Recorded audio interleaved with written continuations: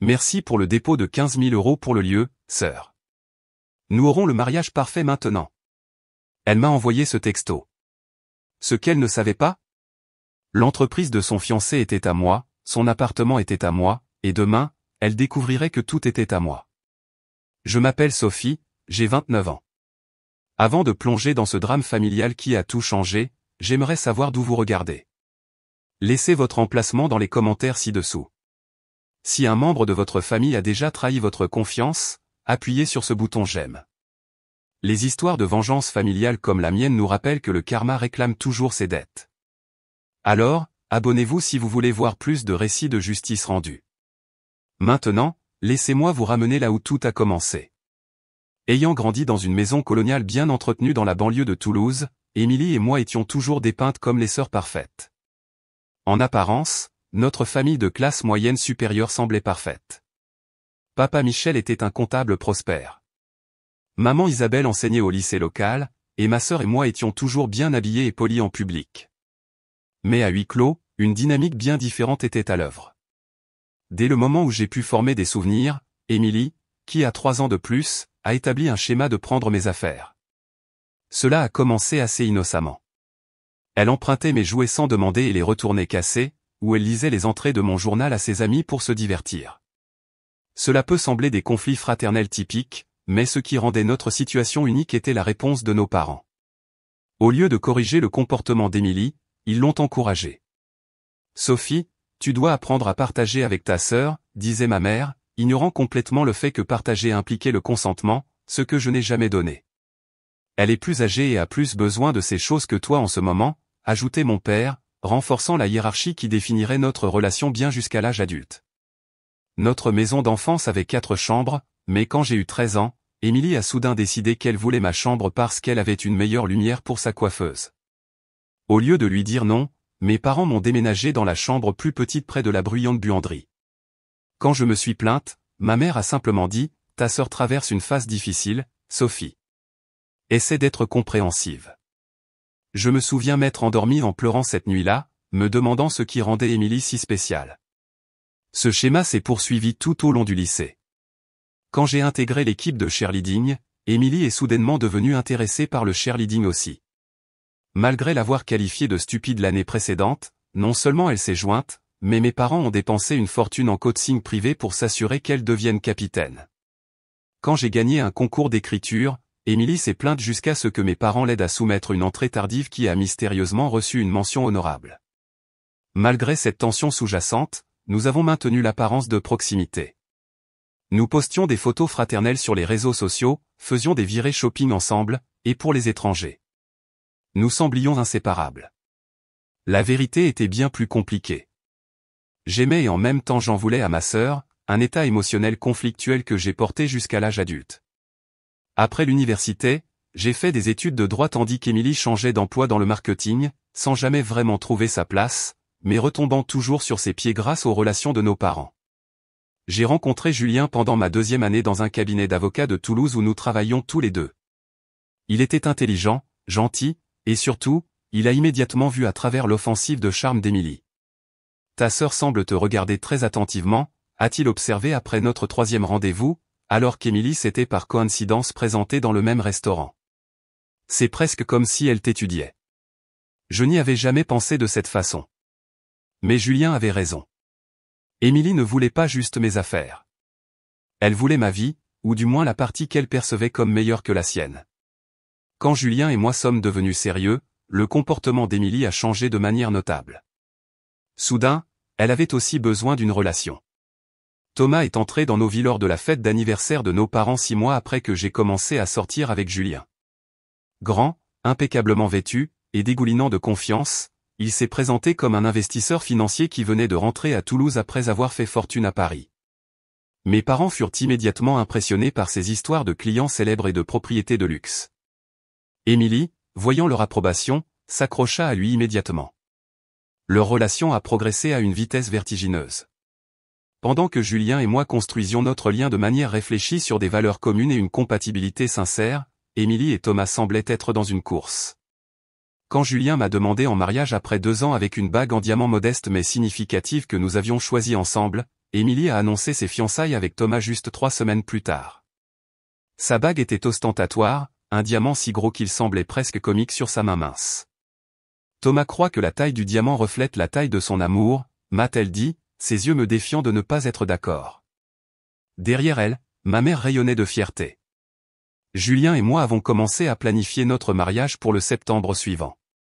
Nous voulions quelque chose d'élégant mais significatif, et la recherche du lieu parfait est devenue mon projet passion. Après avoir visité 8 lieux différents, j'ai trouvé le domaine de Bellecombe, un manoir historique avec des jardins à couper le souffle et une grande salle de bal qui correspondait parfaitement à notre vision. Le domaine n'accueillait que 12 mariages par an, et ils avaient exactement un samedi de libre pendant notre mois préféré. Nous devons agir vite, m'a dit la coordonnatrice du lieu, Virginie. Cette date sera prise d'ici demain si vous ne la bloquez pas, l'acompte était élevé, 25 000 € non remboursables, mais après avoir consulté Julien, nous avons décidé que cela en valait la peine.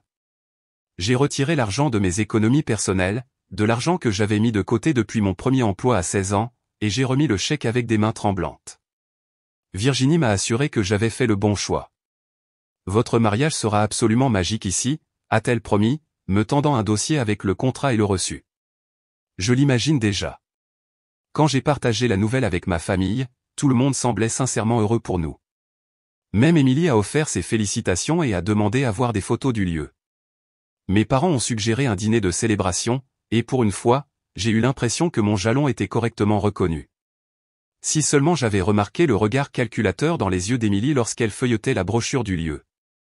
Peut-être aurais-je pu empêcher ce qui s'est passé ensuite. Septembre au domaine de Bellecombe sera parfait pour toi, a-t-elle dit, me rendant la brochure. Je pense à un mariage d'hiver pour moi, quelque chose de différent. Je l'ai cru. Ce fut ma première erreur.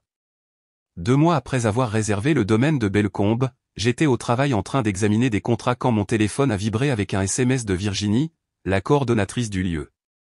Juste pour confirmer, les documents de changement de date sont passés. Ok. Tellement excité pour le 15 juin au lieu de septembre. Les roses du jardin seront magnifiques à ce moment-là. J'ai regardé mon téléphone, confuse. Je n'avais pas changé de date. Julien et moi avions spécifiquement choisi septembre parce que cela nous arrangeait le mieux avec nos horaires de travail et nous donnait suffisamment de temps pour planifier. J'ai immédiatement appelé Virginie. Il doit y avoir une erreur, ai-je dit quand elle a répondu. Je n'ai jamais demandé de changement de date. Il y a eu une pause inconfortable avant que Virginie ne réponde. Je regarde les documents en ce moment, Sophie. Ils ont été soumis la semaine dernière par Émilie Dubois. Elle avait le code d'autorisation du contrat original et a dit qu'elle s'occupait des arrangements pendant que vous étiez occupé par le travail. Elle a mentionné que vous étiez sœur, alors j'ai supposé. Le sang s'est glacé dans mes veines. Qu'a-t-elle changé exactement? Eh bien, tout, a admis Virginie, semblant de plus en plus mal à l'aise. La date est maintenant le 15 juin et le nom de la réservation a été changé en Émilie Dubois et Thomas Lefebvre. Elle a fourni un email autorisant le transfert avec votre signature. N'avez-vous pas approuvé cela? Je pouvais à peine respirer.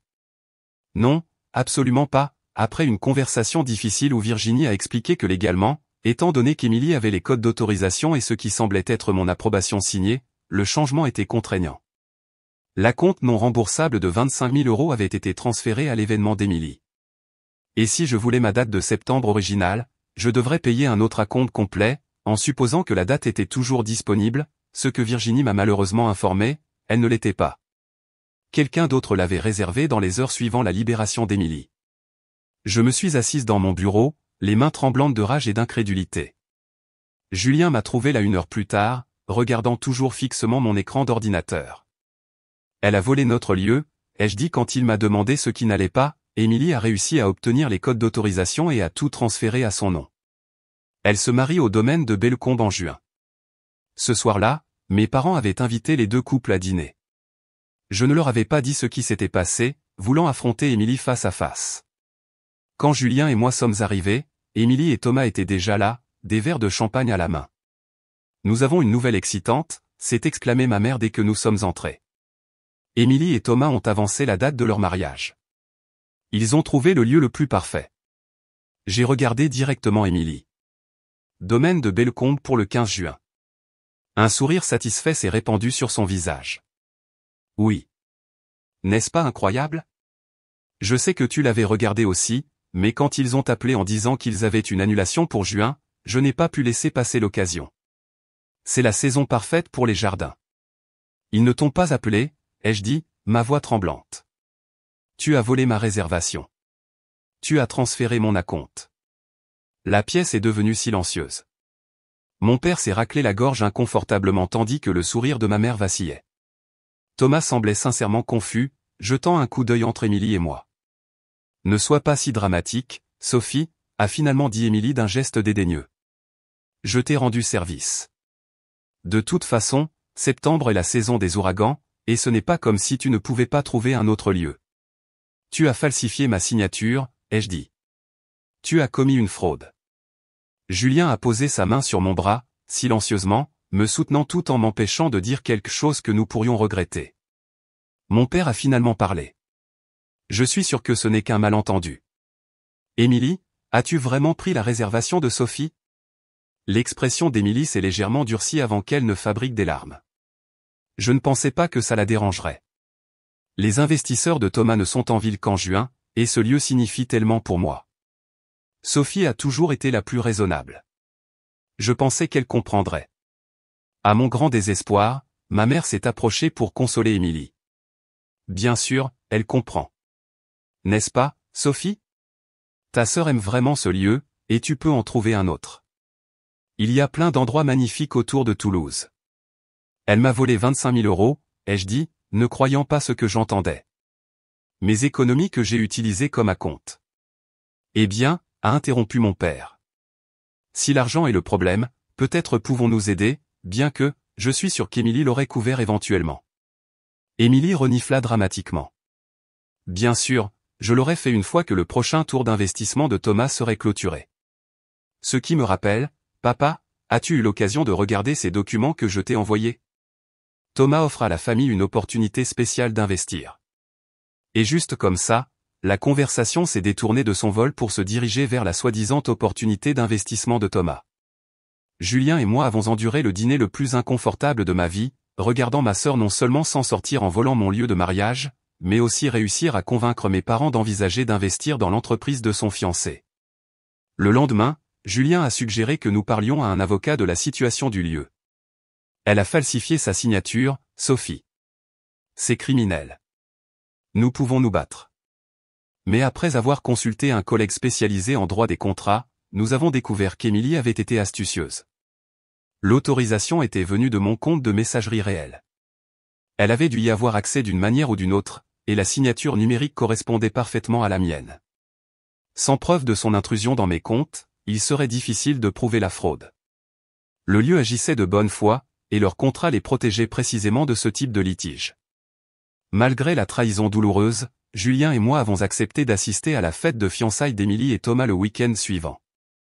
En partie pour maintenir la paix avec ma famille, mais aussi parce que j'avais toujours du mal à comprendre comment ma sœur pouvait me faire ça. La fête a eu lieu dans leur nouvel appartement de luxe acheté dans le centre-ville de Toulouse.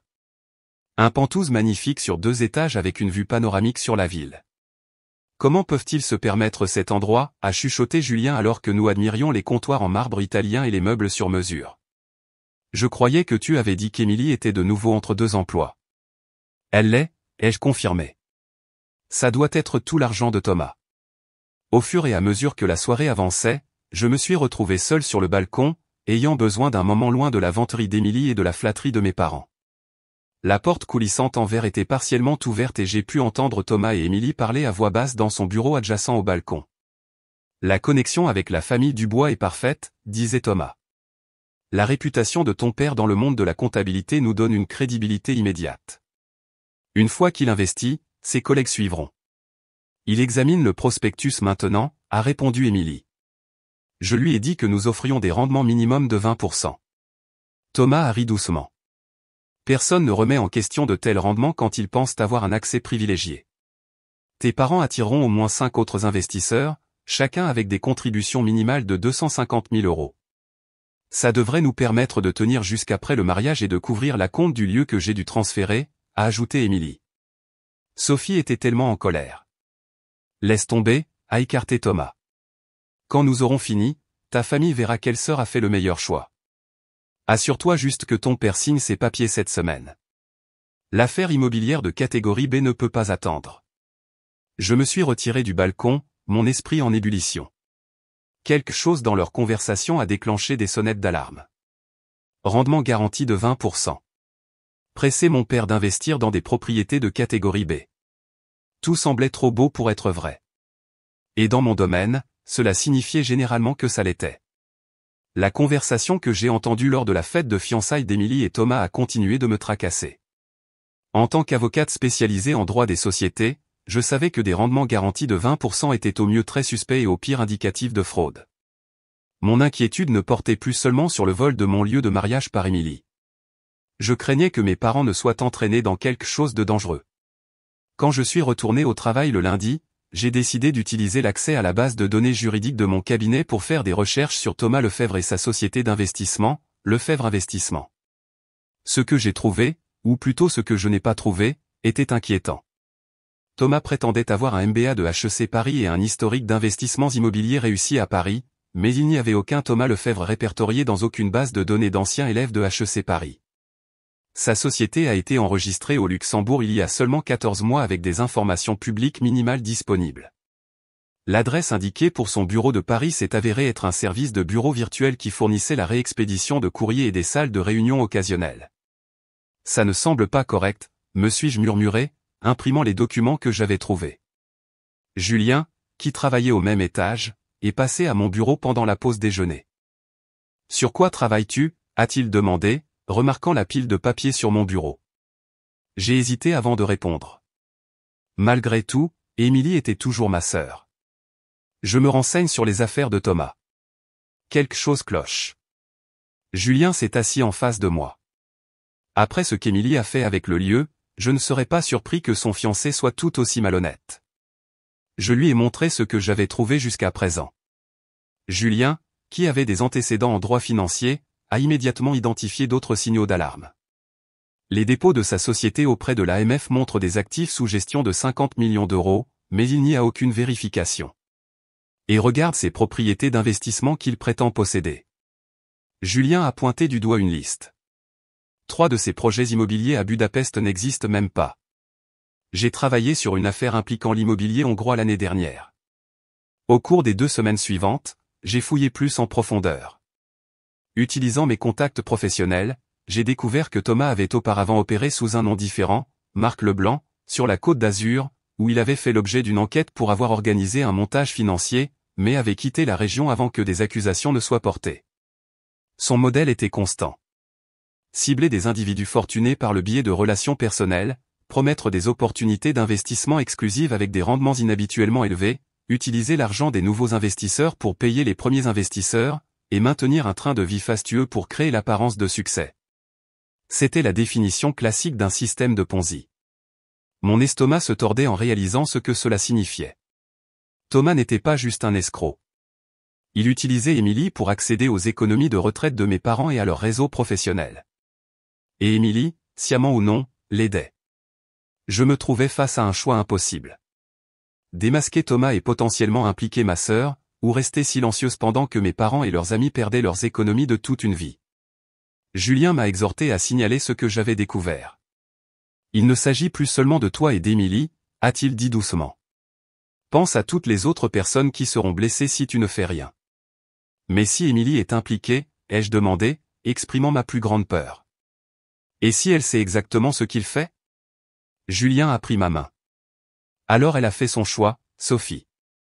Tout comme elle a fait son choix concernant notre lieu de mariage. J'ai passé 3 jours à peser mes options, dormant à peine alors que je considérais les conséquences de chaque voie. Pendant ce temps, Émilie m'a appelé pour me demander si je voulais être sa demoiselle d'honneur. Je sais que tu étais contrarié par l'histoire du lieu, a-t-elle dit désinvoltement, comme si elle avait emprunté un pulsant demandé plutôt que voler 25 000 € et le lieu de mariage de mes rêves. Mais nous sommes sœurs. Personne d'autre ne pourrait être ma demoiselle d'honneur que toi. Son audace a ravivé ma colère. Après ce que tu as fait. Tu t'attends à ce que je me tienne à tes côtés dans mon lieu. Oh, Sophie, a-t-elle soupiré, toujours si dramatique. Ce n'est qu'un bâtiment et techniquement, c'est le mien maintenant. Maman et papa pensent que tu es puéril à propos de toute cette situation. Leur as-tu dit que tu as falsifié ma signature? Que tu as volé mon acompte? Je préfère penser que c'est une réallocation des ressources là où elles auront le plus grand impact. Thomas dit que mon mariage sera présenté dans le magazine de Toulouse. Le tien aurait été juste ordinaire. Après cette conversation, j'ai décidé de faire une dernière tentative pour confirmer mes soupçons avant d'agir. J'ai créé une fausse adresse email et contacté plusieurs promoteurs immobiliers à Budapest, me renseignant sur des partenariats avec Lefebvre Investissement. Les réponses ont confirmé mes pires craintes. Aucun n'avait jamais entendu parler de la société ou des projets immobiliers que Thomas prétendait financer. Cette nuit-là, j'ai soumis un signalement anonyme à l'autorité des marchés financiers, AMF, par le biais de leur programme de dénonciation, fournissant les preuves que j'avais recueillies sur le montage frauduleux de Thomas. Je n'ai pas mentionné l'implication potentielle d'Émilie, me disant qu'elle pourrait vraiment ignorer ce que faisait son fiancé. 3 jours plus tard, j'ai reçu un appel d'un agent de la police judiciaire nommé Isabelle Martin. « Nous avons reçu votre information concernant Thomas Lefebvre », a-t-elle dit sans préambule quand j'ai répondu. « En fait, nous l'enquêtons depuis plusieurs mois, mais les informations que vous avez fournies nous donnent des liens qui nous manquaient. » Mon cœur s'est emballé. Plusieurs mois? Alors, vous saviez déjà qu'il dirigeait un système de Ponzi? Nous le soupçonnions, mais ne pouvions pas prouver le lien entre son opération actuelle et ses montages précédents sur la Côte d'Azur et en Alsace. Votre documentation sur les propriétés de catégorie B et les documents de sollicitation d'investissement que vous avez fournis ont été extrêmement utiles. J'ai avalé difficilement. Que se passe-t-il maintenant? Nous continuons de monter notre dossier, a expliqué l'agent Martin. Ces enquêtes prennent du temps pour nous assurer que nous avons tout correctement documenté avant de procéder à des arrestations. En attendant, je dois vous demander de maintenir une confidentialité absolue sur cette conversation. Bien sûr, ai-je accepté. Mais mes parents envisagent d'investir avec lui. Y a-t-il quelque chose que je puisse faire pour les avertir sans compromettre votre enquête? Malheureusement, non, a-t-elle dit fermement. Tout comportement inhabituel pourrait alerter Lefebvre que nous sommes sur lui. Cependant, je peux vous dire que nous agissons aussi vite que possible, et nous pensons que nous serons prêts à agir dans les prochaines semaines. Après l'appel, je me suis senti à la fois soulagé et terrifié. Les autorités enquêtaient déjà, ce qui validait mes préoccupations, mais je ne pouvais pas avertir ma famille sans risquer toute l'affaire. Tout ce que je pouvais faire, c'était attendre et essayer d'agir normalement, y compris accepter d'être la demoiselle d'honneur d'Émilie.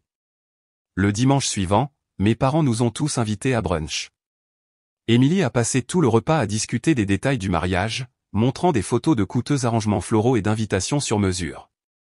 Au fait, Sophie, a dit ma mère en débarrassant les assiettes, nous pensions que toi et Julien pourriez vouloir contribuer aux dépenses du mariage puisque vous économisez de l'argent maintenant que vous devez trouver un lieu plus petit pour votre mariage.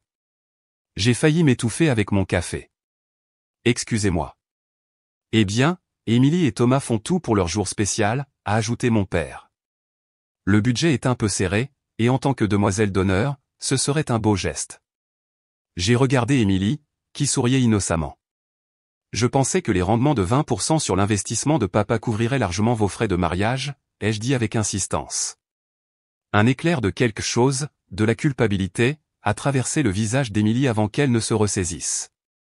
Les investissements de Thomas sont séparés de notre mariage, et évidemment, bien qu'il ait généreusement offert d'aider maman et papa à gonfler leur fonds de retraite. Plus tard, alors que Julien et moi partions, il m'a tiré à l'écart dans l'allée. Il y a quelque chose que je dois te dire, a-t-il dit, ayant l'air mal à l'aise. Lors de la fête d'anniversaire de tes parents le mois dernier, quand tu aidais ta mère dans la cuisine, Émilie m'a coincé dans le couloir. Mon estomac s'est noué. Qu'est-ce qui s'est passé? Elle avait bu quelques verres et a commencé à dire des choses sur la façon dont toi et moi n'étions pas faits l'un pour l'autre, que je méritais quelqu'un de plus excitant. Il a détourné le regard, visiblement gêné. Puis elle a essayé de m'embrasser.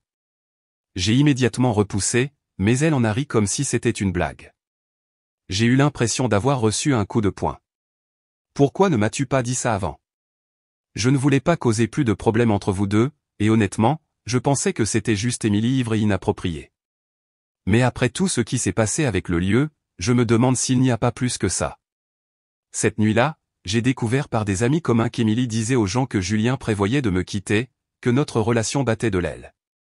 C'était une chose de voler mon lieu de mariage, mais essayer de saper ma relation et de répandre des mensonges sur mon fiancé a franchi une limite que je n'avais pas imaginé qu'Émilie franchirait. Toute culpabilité persistante que je ressentais à l'idée de signaler Thomas a disparu. Quoi qu'il arrive ensuite, Émilie et Thomas s'étaient attirés ça sur eux-mêmes. Au cours des semaines suivant ma conversation avec l'agent Martin, j'ai maintenu la façade d'une sœur qui soutenait à contre-cœur. J'ai assisté à la dégustation de gâteaux d'Émilie, hoché la tête pendant ses monologues interminables sur la décoration des tables, et même enduré un essayage de robe de demoiselle d'honneur pour une robe qu'elle avait délibérément choisie pour ne pas me flatter. Le lavande n'est pas vraiment ta couleur, a-t-elle commenté tandis que je me tenais sur le podium dans le salon de mariage. La robe mal coupée me donnant l'air blafard et carré. Mais ça va si bien avec mon thème. Dans les coulisses, j'ai continué de rassembler des preuves. Utilisant mon expertise juridique, j'ai soigneusement documenté chaque aspect discutable des affaires de Thomas que je pouvais trouver sans éveiller de soupçons. J'ai découvert qu'il avait ouvert et fermé 7 sociétés d'investissement différentes au cours de la dernière décennie, chacune suivant le même modèle de rendements élevés promis suivi d'échecs commerciaux mystérieux. J'ai compilé des dossiers montrant comment sa société actuelle, Lefebvre Investissement, était structurée de manière identique à ses précédentes opérations frauduleuses. Un après-midi, l'agent Martin a appelé avec une mise à jour. Nous avons lié Lefebvre à des comptes en Suisse où il détourne des fonds d'investisseurs, m'a-t-elle informé. Mais nous travaillons toujours à relier tous les éléments pour le dossier le plus solide possible. Mes parents ont signé des documents d'investissement la semaine dernière, lui ai-je dit, la voix tendue par l'inquiétude. Ils prévoient de lui transférer une partie importante de leurs économies de retraite après que leur CD arrive à échéance le mois prochain. Il y a eu une pause à l'autre bout du fil. Nous faisons tout ce que nous pouvons pour agir rapidement, mademoiselle Dubois. Les documents que vous avez fournis ont été inestimables. Ma sœur est-elle impliquée? Ai-je finalement posé la question qui me hantait. La voix de l'agent Martin devint soigneusement neutre. Nous enquêtons sur les preuves là où elles nous mènent. Si votre sœur a connaissance ou participe à une fraude financière, cela sera déterminé au fur et à mesure de l'avancement de l'affaire. Ce n'était pas la réassurance que j'espérais, mais c'était la réponse honnête que j'attendais. Après avoir raccroché, je me suis assise à ma table de cuisine, regardant fixement l'invitation de mariage qui était arrivée ce matin-là. Du papier cartonné épais de couleur crème avec des lettres dorées annonçait le mariage d'Émilie et Thomas au domaine de Bellecombe, mon lieu acheté avec mon acompte à seulement 3 semaines de là. Julien m'a trouvé là. L'invitation froissée dans ma main. Ça va, a-t-il demandé, s'asseyant à côté de moi. Je ne sais pas, ai-je admis. Une partie de moi veut arrêter tout ça avant que mes parents ne perdent leurs économies, mais une autre partie de moi pense qu'Émilie mérite tout ce qui lui arrive. Quel genre de personne cela fait de moi? Julien a pris ma main. Ça te rend humaine. Émilie t'a trahi d'une des pires façons qu'une sœur puisse le faire, et il est naturel de vouloir que justice soit rendue. Mais tu essaies aussi de protéger tes parents et d'autres personnes innocentes d'être fraudées. Tes motivations ne sont pas purement de la vengeance. Ces mots m'ont réconforté, mais je sentais toujours le poids de ce qui allait arriver. En signalant Thomas, j'avais déclenché des événements qui allaient probablement détruire le mariage de ma sœur et peut-être entraîner son arrestation si elle était sciemment impliquée dans son montage. L'idée me rendait physiquement malade. Pourtant, je ne voyais pas d'autre choix éthique. Comme s'il sentait ma lutte intérieure, Julien a ajouté, parfois, faire ce qui est juste ne fait pas du bien, Sophie. Cela ne veut pas dire que ce n'est pas juste. Ce soir-là, ma mère a appelé pour discuter de la fête prénuptiale d'Émilie, que je devais organiser en tant que demoiselle d'honneur. La conversation a rapidement tourné aux plaintes concernant mon manque d'enthousiasme apparent. Ta sœur fait tout son possible pour t'inclure dans son jour spécial malgré ton attitude concernant la situation du lieu, a-t-elle réprimandé. Le moins que tu puisses faire est de montrer une joie sincère pour elle. J'ai mordu ma langue, sachant qu'il était inutile d'argumenter, mais ma mère a ensuite ajouté quelque chose qui m'a prise au dépourvu. Émilie a mentionné que les choses entre toi et Julien semblent tendues ces derniers temps. Si tu as des problèmes de couple, chérie, il vaut mieux les régler maintenant avant ton mariage. Bien qu'Émilie pense, et je dois dire que je suis d'accord, que peut-être Julien n'est pas le bon parti pour toi. Il a toujours été si prévisible. La réalisation qu'Émilie tentait activement de saboter ma relation avec Julien auprès de ma propre mère a fait quelque chose se briser en moi. Non seulement elle avait volé mon lieu et mon acompte, mais elle tentait maintenant d'empoisonner mes parents contre l'homme que j'aimais. Julien et moi sommes parfaitement heureux, ai-je dit froidement. Émilie n'a aucune idée de ce dont elle parle. Eh bien, elle a dit qu'elle l'avait vu déjeuner avec cette jolie parajuriste de ton cabinet. Apparemment, ils avaient l'air assez proches. Un autre mensonge. Julien avait travaillé pendant le déjeuner toute la semaine sur une affaire importante. Maman, s'il te plaît, arrête, ai-je dit fermement. Émilie te ment. Julien ne me tromperait jamais, et j'en ai marre qu'elle répande des rumeurs sur nous. Sophie, ma mère a eu l'air sincèrement choquée. Ta sœur ne te blesserait jamais intentionnellement. Si elle a mentionné avoir vu Julien avec quelqu'un, je suis sûr qu'elle était juste inquiète. Après cette conversation, toute culpabilité restante que je ressentais à propos de ce qui pourrait arriver à Émilie s'est évaporée. Elle n'était pas juste une spectatrice des machinations de Thomas. Elle était elle-même activement manipulatrice et vindicative. Le lendemain, j'ai reçu un autre appel de l'agent Martin. Nous avons accéléré notre calendrier, m'a-t-elle informé. Sur la base de nouvelles informations, nous pensons que Lefebvre se prépare à transférer une grosse somme d'argent offshore après son mariage. Nous allons procéder à des arrestations dans les 10 prochains jours. Mon cœur a battu la chamade. Le mariage est dans 2 semaines. Je ne peux pas vous donner la date exacte à laquelle nous allons agir, a-t-elle dit prudemment, mais je vous conseille de vous préparer à des développements qui pourraient coïncider avec les événements liés au mariage. L'implication était claire. La police judiciaire pourrait procéder à des arrestations pendant ou autour du mariage d'Émilie et Thomas. Le timing semblait presque poétique. Le lieu qu'elle m'avait volé pourrait devenir la scène de sa plus grande humiliation. En tant que demoiselle d'honneur, je devais aider Émilie à se préparer le jour de son mariage. Assumer ce rôle en sachant ce qui pourrait arriver m'a rempli d'émotions contradictoires. Je n'étais pas une personne vengeresse par nature. Mais après tout ce qu'Émilie avait fait, le vol, les mensonges, les tentatives de saper ma relation, je n'ai pas réussi à me résoudre à l'avertir. Si vous avez déjà été trahi par quelqu'un en qui vous aviez confiance, surtout un membre de votre famille, vous savez à quel point cela blesse profondément. Et quand cette trahison est calculée et sans remords, parfois, la seule façon d'obtenir justice est de voir la justice rendue. J'approchais de ce moment, et malgré tout, une partie de moi se demandait encore si je faisais ce qu'il fallait. Mais ensuite, je me suis souvenu de toutes les fois où Émilie m'avait pris sans conséquence. Et je savais que cette fois serait différente. Le matin du mariage d'Émilie s'est levé clair et lumineux, une journée de juin parfaite qui semblait se moquer de la tempête que je savais se préparer. Je suis arrivé au domaine de Bellecombe à 8 heures du matin, portant ma robe de demoiselle d'honneur lavande et une trousse de maquillage. Le manoir historique semblait encore plus beau que lorsque je l'avais visité pour la première fois. Les jardins en pleine floraison, la grande façade fraîchement peinte, et le personnel s'affairant à tout préparer pour ce qui aurait dû être mon jour spécial. Émilie était déjà dans la suite nuptiale, entourée des 3 autres demoiselles d'honneur, toutes des amies de ses années d'université, qui ignoraient clairement tout de la façon dont elle avait acquis ce lieu. Enfin, a-t-elle dit quand je suis entré, regardant à peine de son téléphone. J'ai besoin que tu vérifies la livraison des fleurs.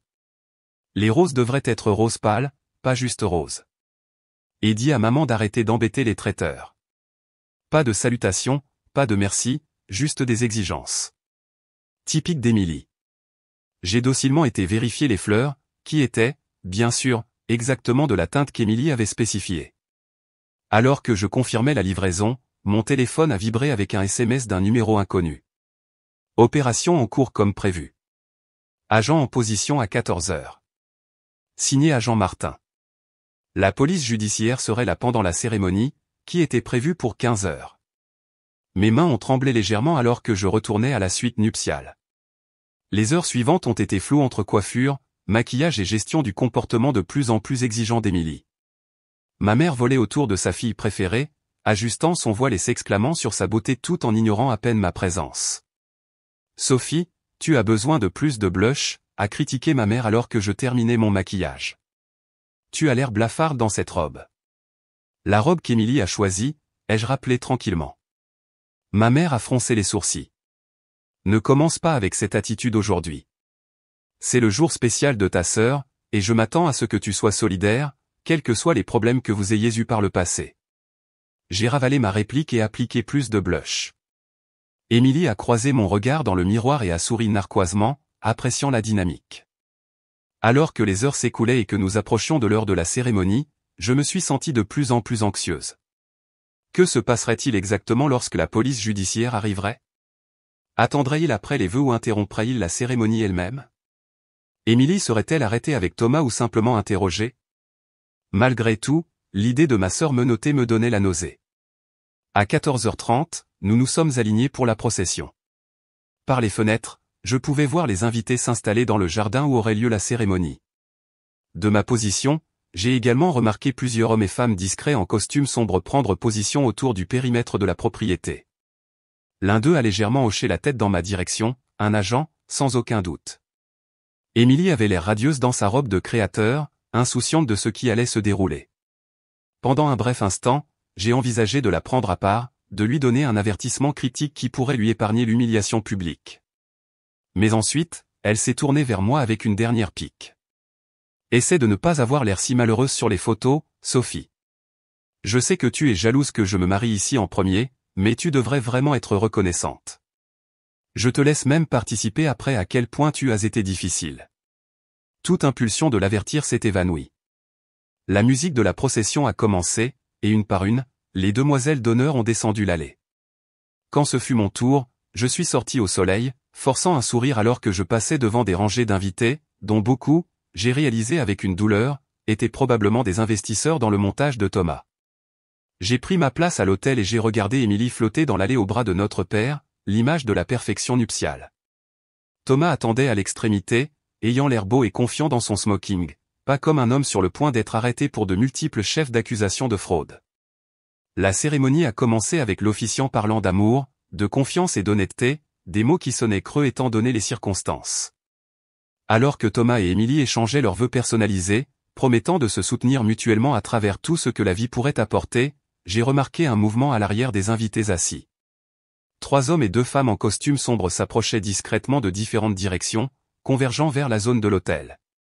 L'agent Martin était parmi eux, son visage professionnellement neutre alors qu'elle se positionnait sur le côté, attendant le moment précis. L'officiant venait de dire, si quelqu'un connaît une raison pour laquelle ces 2 personnes ne devraient pas être unies dans le mariage, qu'il parle maintenant ou se taise à jamais. C'est alors que l'agent Martin s'est avancé. Monsieur Thomas Lefebvre, annonça-t-elle clairement en montrant sa carte professionnelle. Je suis agent de la police judiciaire. J'ai un mandat d'arrêt pour fraude sur titre, fraude électronique et blanchiment d'argent.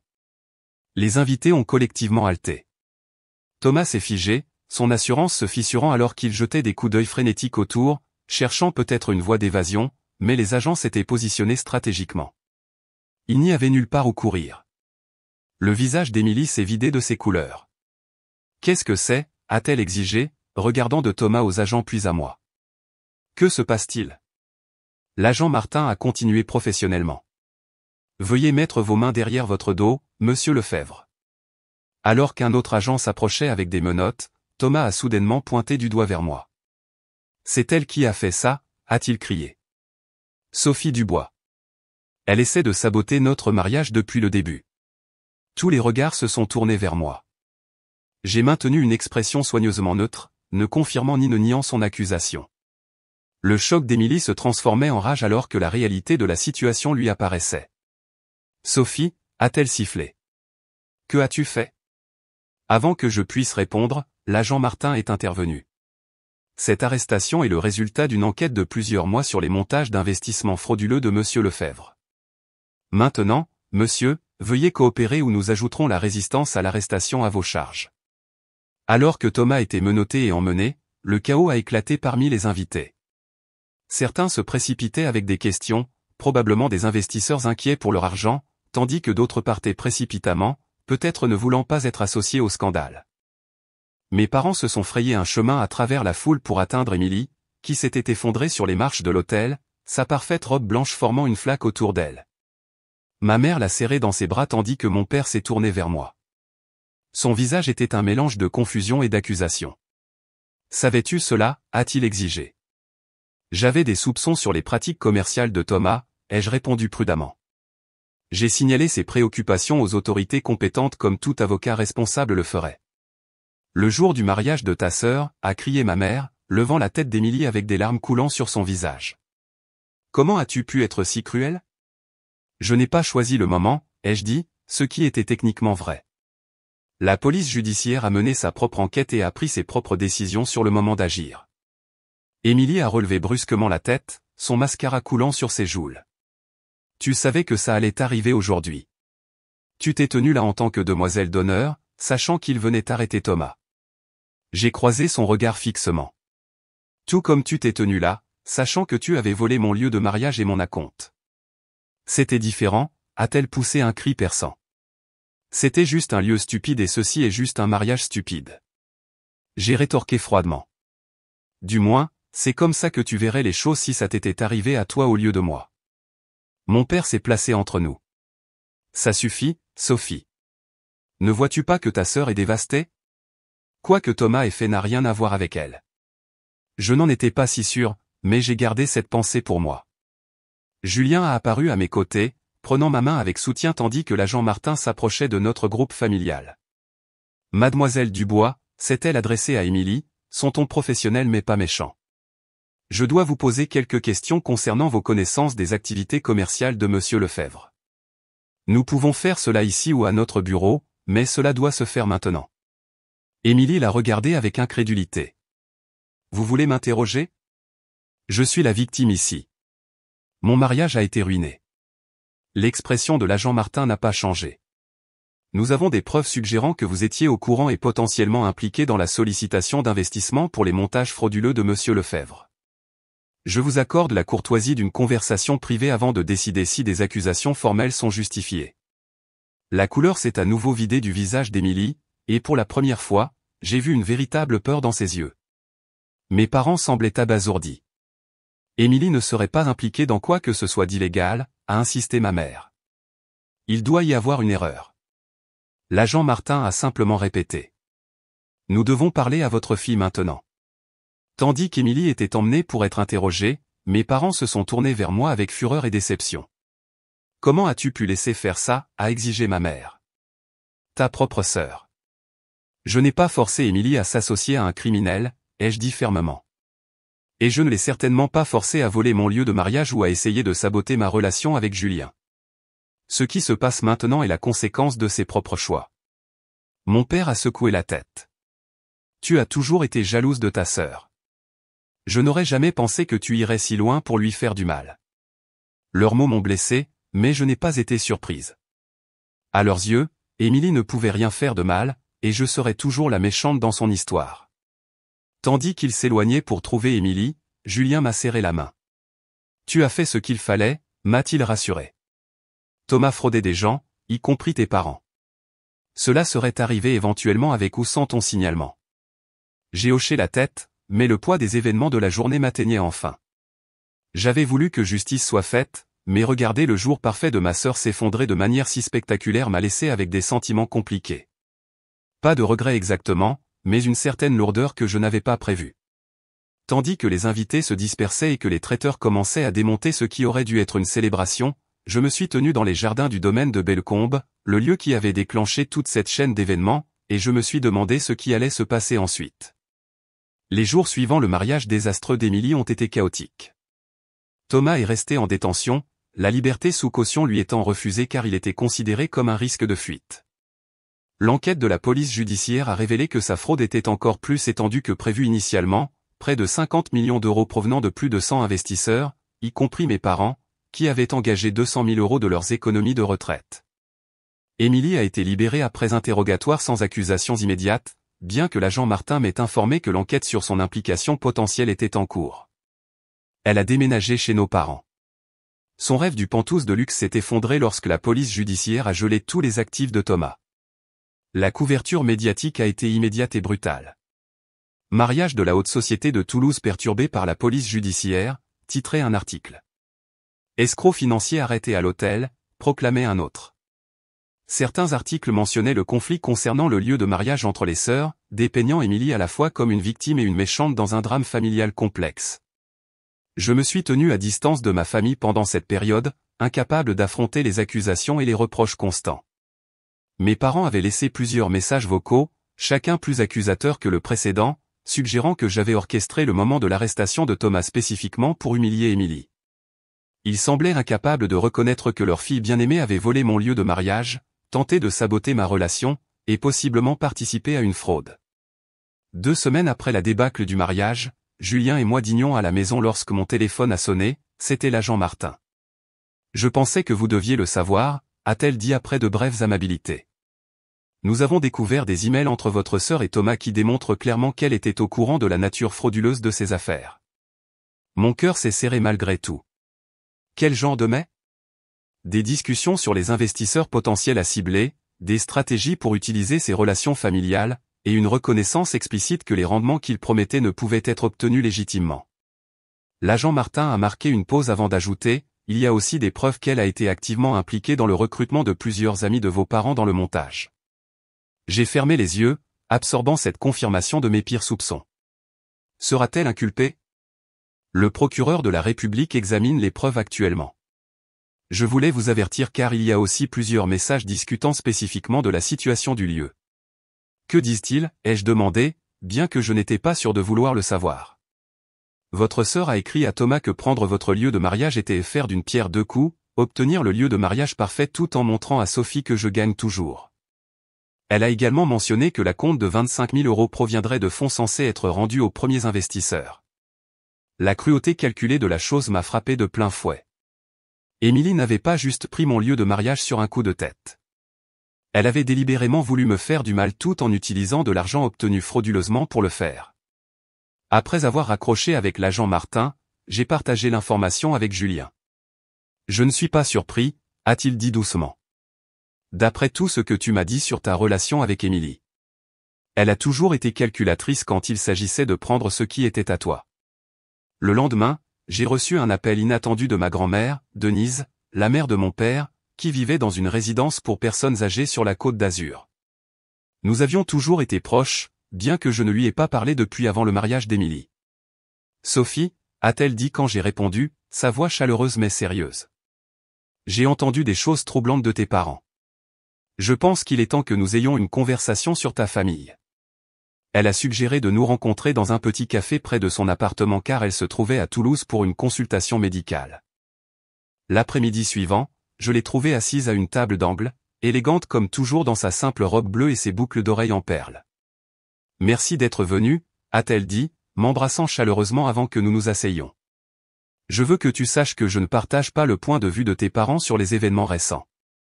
Le soulagement m'a envahi. Tu ne penses pas que j'ai délibérément voulu ruiner le mariage d'Émilie? Grand-mère Denise a secoué la tête. Je pense que tu as fait ce que toute personne éthique ferait face à des preuves de fraude. Le timing fut malheureux mais nécessaire.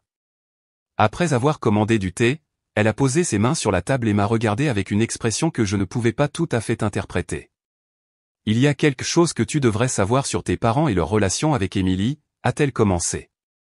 Quelque chose qui pourrait t'aider à expliquer, bien que cela n'excuse pas, la façon dont ils l'ont toujours favorisé. Je me suis penchée en avant, curieuse malgré moi. Avant la naissance d'Émilie, ta mère a eu une grossesse très difficile, a expliqué grand-mère Denise. On lui a conseillé d'interrompre la grossesse pour sa propre sécurité, mais elle a refusé. Il y a eu des complications lors de l'accouchement, et après, les médecins ont dit à tes parents qu'elle ne pourrait plus avoir d'enfant. C'était une nouvelle pour moi, mais ils t'ont eu, a hoché la tête grand-mère Denise. 3 ans plus tard, contre toute attente médicale, ta mère est tombée enceinte de toi. Mais au lieu de te voir comme le miracle que tu étais, j'ai peur qu'ils aient perçu ton arrivée comme une menace. Une menace pourquoi? Pour le lien spécial qu'ils avaient formé avec Émilie. Ils avaient passé 3 ans à lui consacrer tout leur amour et leur attention, croyant qu'elle serait leur seul enfant. Quand tu es arrivé, ils ont craint qu'en t'aimant de manière égale, cela diminuerait en quelque sorte ce qu'ils avaient avec elle. Elle a soupiré lourdement. J'ai essayé de leur faire entendre raison, mais ils ont développé cette peur irrationnelle qu'Émilie se sentirait remplacée ou oubliée s'ils ne la rassuraient pas constamment sur son statut spécial. Je me suis assise, stupéfaite par cette révélation. Donc, chaque fois qu'il la favorisait par rapport à moi. Ce n'est pas qu'il t'aimait moins, a dit rapidement grand-mère Denise. C'était cette tentative mal avisée de compenser une perte perçue d'exclusivité qu'Émilie n'a jamais réellement ressentie. Avec le temps, c'est devenu une habitude qu'ils n'ont pas pu briser, et Émilie a appris à l'exploiter. Les larmes montaient dans mes yeux alors que je traitais cette information. Des décennies de sentiments d'être deuxième meilleur soudainement éclairés sous un nouveau jour. Pas moins douloureux, mais au moins quelque peu compréhensible. Pourquoi me dis-tu cela maintenant, ai-je demandé. Parce que cette situation avec Thomas et le mariage a tout mis au point de rupture, a-t-elle répondu. Tes parents font face à la ruine financière à cause de leur angle mort concernant Émilie, et ils essaient toujours de la protéger plutôt que de reconnaître son rôle dans ce qui s'est passé. J'ai essuyé une larme. Il me blâme à la place. Oui, et ça s'arrête maintenant. La voix de grand-mère Denise a pris un ton déterminé. Je leur ai déjà parlé de ce schéma et de la façon dont il a été destructeur pour leurs 2 filles. Ton père ne l'a pas bien pris, mais je pense que ta mère commence à voir la vérité. Le lendemain, j'ai décidé qu'il était temps d'affronter directement mes parents. J'ai conduit jusqu'à leur maison, sachant qu'Émilie serait probablement là, mais me sentant prête à l'affronter aussi. Quand je suis arrivé, ma mère a ouvert la porte, ayant l'air fatiguée et plus âgée que je ne me souvenais. Sophie, a-t-elle dit avec une surprise évidente. Nous ne t'attendions pas, je sais. Puis-je entrer ? Elle a hésité avant de s'écarter. Dans le salon, mon père était assis lisant le journal tandis qu'Émilie était recroquevillée sur le canapé, faisant défiler son téléphone. Ils ont tous les deux levé les yeux quand je suis entré. « Qu'est-ce que tu fais ici » a demandé Émilie froidement. « Je suis venu vous parler à tous » ai-je répondu, restant debout pendant qu'ils me regardaient fixement. Je pense qu'il est temps d'avoir une conversation honnête sur ce qui s'est passé et pourquoi. Mon père a plié délibérément son journal. Si tu es venu t'excuser pour ce que tu as fait à ta sœur, nous t'écoutons. Je ne suis pas venu m'excuser, ai-je dit fermement. Je suis venu clarifier quelques points. Premièrement, je n'ai pas choisi le moment de l'arrestation de Thomas. C'est la police judiciaire qui l'a fait. Deuxièmement, j'ai signalé mes préoccupations concernant ces pratiques commerciales parce que je m'inquiétais que vous perdiez vos économies de retraite, ce qui, il s'avère, était une préoccupation valable. Tu aurais pu nous parler en privé, a interjeté ma mère. M'auriez-vous cru plutôt qu'Émilie, ai-je défié. Vous ne l'avez jamais fait auparavant. Un silence inconfortable a suivi, rompu par le rire narquois d'Émilie. Classique Sophie. Toujours en train de jouer la victime, a-t-elle dit dédaigneusement. Tu es juste jalouse que je me sois mariée en premier dans un meilleur lieu avec un homme plus prospère. Un homme qui est actuellement en détention pour avoir volé des millions d'euros, et je soulignais. Et soyons clairs, la police judiciaire a des emails montrant que tu savais exactement ce que Thomas faisait. Tu n'étais pas une simple spectatrice innocente, Émilie. Son visage a pâli. Ils sortent les choses de leur contexte, comme tu as sorti mes codes d'autorisation de mail de leur contexte pour voler la compte de mon lieu de mariage, ai-je rétorqué. Ou comme tu as sorti les déjeuners de Julien de leur contexte pour essayer de convaincre maman que j'avais des problèmes relationnels. Ma mère nous a regardés tour à tour, la confusion évidente sur son visage. Émilie, de quoi parle-t-elle ? Rien, a dit rapidement Émilie. Sophie essaie juste de rejeter la faute. Je me suis tourné pour faire face directement à mes parents. J'ai parlé avec grand-mère Denise hier. Elle m'a raconté la grossesse difficile de maman avec Émilie et comment vous avez toutes deux surcompensé avec elle après ma naissance. Mon père s'est levé brusquement. Denise n'avait aucun droit de discuter de cela avec toi. Elle avait tout à fait le droit, ai-je insisté. Je mérite de savoir pourquoi mes parents ont constamment choisi ma sœur au détriment de moi. Pourquoi ils ont encouragé ses pires comportements, pourquoi ils la défendent encore même quand elle est impliquée dans une fraude. Nous ne savons pas qu'elle est impliquée, a dit ma mère faiblement. La police judiciaire a les emails, maman, ai-je dit, adoucissant légèrement mon ton. Des emails où Émilie parle spécifiquement de voler mon lieu de mariage pour me blesser, en utilisant de l'argent d'investisseurs pour la compte, et en aidant Thomas à cibler vos amis pour un montage. Mon père a regardé Émilie. C'est vrai ? Pendant un instant, Émilie a semblé prête à tout nier. Puis, réalisant peut-être la futilité de nouveaux mensonges, son expression s'est durcie. Thomas avait une bonne affaire avant que Sophie ne ruine tout, a-t-elle dit défiante. Et oui, j'ai pris son lieu de mariage parce que je le méritais plus. J'ai toujours dû rivaliser avec la parfaite Sophie l'avocate. Sophie la responsable. La seule fois où j'avais quelque chose de mieux, un fiancé plus impressionnant, un mariage plus somptueux. Elle ne l'a pas supporté et a tout détruit. L'honnêteté brute de sa jalousie était stupéfiante. Ma mère s'est enfoncée dans une chaise, ayant l'air dévastée. C'est nous qui avons fait ça, a-t-elle murmuré plus à elle-même qu'à n'importe qui d'autre. Nous avons créé cette compétition entre vous. Mon père semblait toujours résister à accepter la responsabilité. Cela n'excuse pas de s'impliquer dans une fraude, Émilie.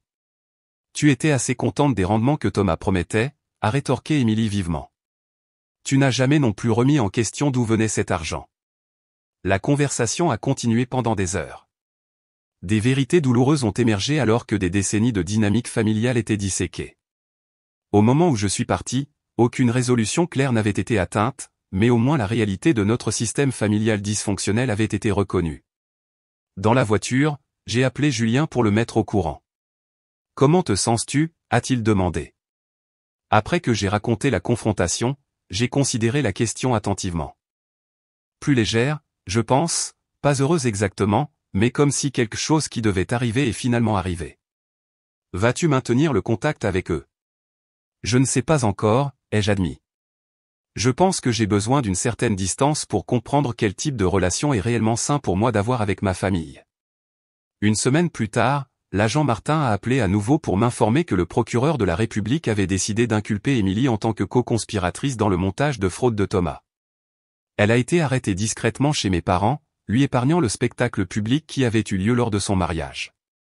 La nouvelle ne m'a apporté aucune joie, seulement un sentiment de triste inévitabilité. La sœur, qui m'avait tant pris au cours de nos vies, avait finalement trop pris aux autres, et maintenant la justice suivait son cours. 6 mois après le mariage désastreux d'Émilie, ma vie s'était transformée d'une manière que je n'aurais jamais pu anticiper.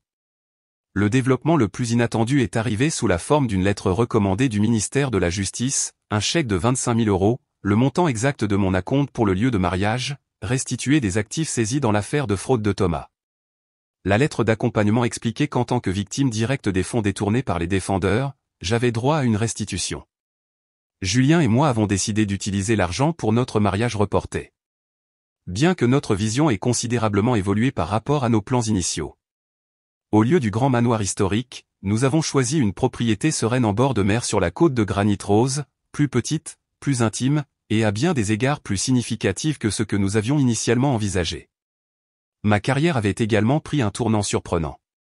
Lorsque les associés de mon cabinet ont appris mon rôle dans la découverte du montage de fraude de Thomas, ils ont été impressionnés par mes compétences d'investigation et ma gestion éthique d'une affaire qui aurait pu présenter des conflits d'intérêts significatifs. J'ai été affecté à une nouvelle équipe spécialisée dans les affaires de fraude financière, avec une promotion et une augmentation de salaire qui reflétaient mon expérience unique.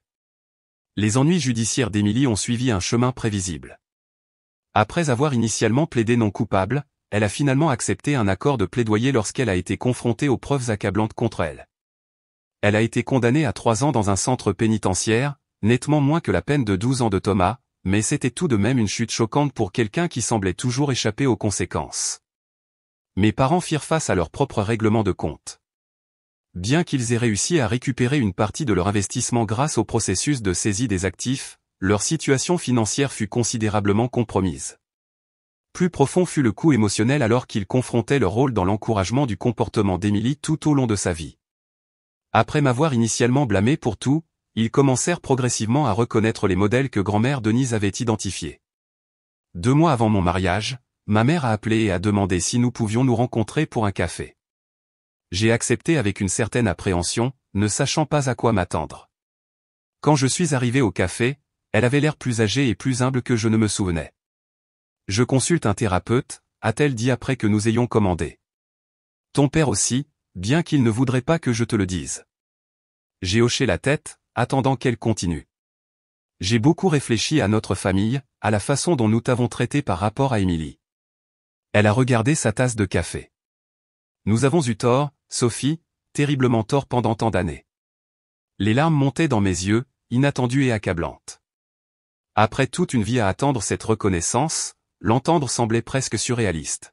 « Qu'est-ce qui t'a fait réaliser cela ?» ai-je demandé quand je pouvais faire confiance à ma voix.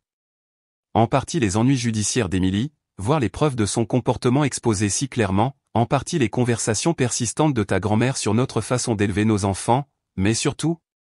Elle a marqué une pause, rencontrant mon regard directement.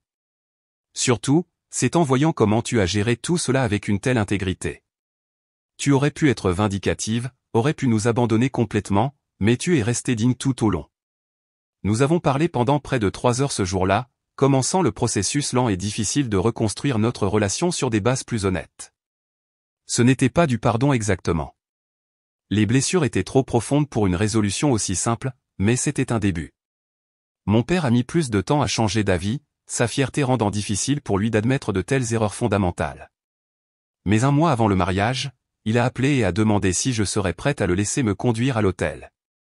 Je ne mérite pas cet honneur, a-t-il dit sèchement, mais j'aimerais avoir l'occasion de faire une chose paternelle correctement. J'ai accepté, fixant des limites claires concernant son rôle et son comportement ce jour-là. Notre relation est restée prudente, mais l'effort signifiait quelque chose. La semaine précédant mon mariage, j'ai reçu une lettre d'Émilie, envoyée du centre pénitentiaire où elle purgeait sa peine. Je l'ai laissée non ouverte sur le comptoir de ma cuisine pendant 3 jours, incertaine si lire ces mots aiderait ou nuirait à mon état émotionnel si près du jour de mon mariage. Quand je l'ai finalement ouverte, j'ai trouvé 5 pages manuscrites de ce qui semblait être une réflexion sincère. Il n'y avait pas d'excuses explicites. Émilie n'était pas encore capable de ce niveau de responsabilité. Mais il y avait une reconnaissance de la compétition qu'elle avait toujours ressentie avec moi et une reconnaissance que ses actions lui avaient finalement fait le plus de mal à elle-même. Je pensais que gagner signifiait prendre ce que tu avais, a-t-elle écrit vers la fin. Je n'ai jamais rien construit de moi-même. J'ai juste essayé de prendre des raccourcis vers ce qui, je pensais, me rendrait heureuse. Maintenant, je n'ai rien et d'une manière ou d'une autre, tu as toujours tout ce qui compte. Je n'ai pas répondu immédiatement, décidant d'attendre après le mariage. Ces mots méritaient réflexion, mais je devais me concentrer sur mon avenir plutôt que sur notre passé douloureux. Le jour de mon mariage s'est levé clair et frais. Un samedi d'octobre parfait sur la côte de granit rose. La cérémonie aurait lieu sur une terrasse surplombant l'Atlantique avec seulement 60 invités, de vrais amis et membres de la famille qui nous avaient soutenus à travers tout. Tandis que je m'habillais dans ma robe simple mais élégante, on a frappé à la porte de ma chambre de préparation. Ma grand-mère Denise est entrée, radieuse dans une robe argentée qui complimentait ses cheveux blancs. « J'ai quelque chose pour toi », a-t-elle dit, ouvrant une petite boîte en velours pour révéler une paire de boucles d'oreilles en saphir. C'était celle de ma mère et de sa mère avant elle.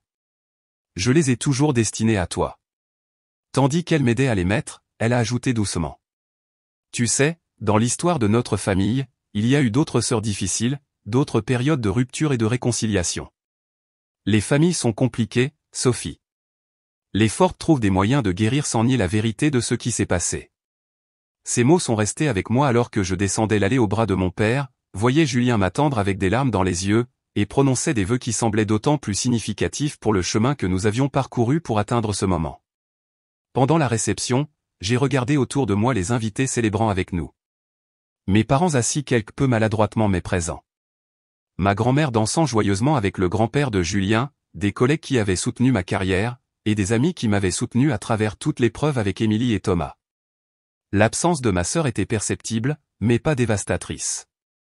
Nous avions chacun choisi notre chemin, et maintenant nous vivions avec les conséquences de ces choix. Ce soir-là, alors que Julien et moi dansions sous des guirlandes lumineuses sur la plage, il a demandé « Vas-tu répondre à la lettre d'Émilie » J'ai considéré la question attentivement. Oui, mais pas avec des attentes. Je pense qu'il est utile de reconnaître sa réflexion, mais je n'attends pas de transformation miraculeuse ou de relation fraternelle parfaite. Il a hoché la tête. Cela semble sage. Compassion prudente. Exactement. J'ai accepté. Je peux laisser la porte légèrement ouverte sans me tenir vulnérablement sur le seuil. 3 jours après notre retour de lune de miel, j'ai écrit une brève réponse honnête à Émilie. Je n'ai pas minimisé le mal qu'elle avait causé, mais j'ai reconnu son désir apparent de mieux comprendre ses propres motivations. J'ai inclus une photo du mariage, non pas pour étaler mon bonheur, mais pour le partager, un petit geste vers quelle que soit la relation possible à l'avenir. Tandis que je scellais l'enveloppe, j'ai réfléchi au voyage étrange qui m'avait amené ici. Ce qui a commencé par le vol d'un lieu de mariage a dégénéré en révélation sur ma famille, les activités criminelles de ma sœur, et finalement ma propre force et mes valeurs. J'avais perdu un lieu, mais gagné en clarté, perdu certaines illusions sur ma famille, mais gagné des relations honnêtes. Perdu une sœur d'une certaine manière, mais peut-être qu'un jour je pourrais gagner une connexion plus authentique avec elle. Parfois, la justice arrive dans des colis inattendus. Parfois, la chose que l'on pense vouloir, comme un mariage parfait dans un manoir historique, s'avère moins précieuse que ce dont on a réellement besoin, la vérité, l'intégrité et le courage de défendre les deux. Si vous avez déjà vécu une trahison familiale ou dû faire des choix difficiles entre la loyauté et faire ce qui est juste, j'espère que mon histoire vous apportera un certain réconfort. La vie offre rarement des résolutions parfaites, mais elle offre des opportunités de croissance et de nouveaux départs. J'aimerais connaître vos pensées et expériences dans les commentaires ci-dessous. Le karma a-t-il déjà joué en votre faveur après une trahison familiale? Avez-vous trouvé que la justice vient parfois de manière inattendue? Si cette histoire a résonné en vous, veuillez appuyer sur ce bouton j'aime et vous abonner pour entendre plus de récits de dynamique familiale, de croissance personnelle et du chemin parfois désordonné vers la justice. Merci d'avoir écouté mon parcours et rappelez-vous que même après les tempêtes familiales les plus sombres, il peut y avoir de beaux nouveaux départs. Parfois, la vie que vous reconstruisez après la trahison devient plus forte et plus authentique que ce que vous aviez.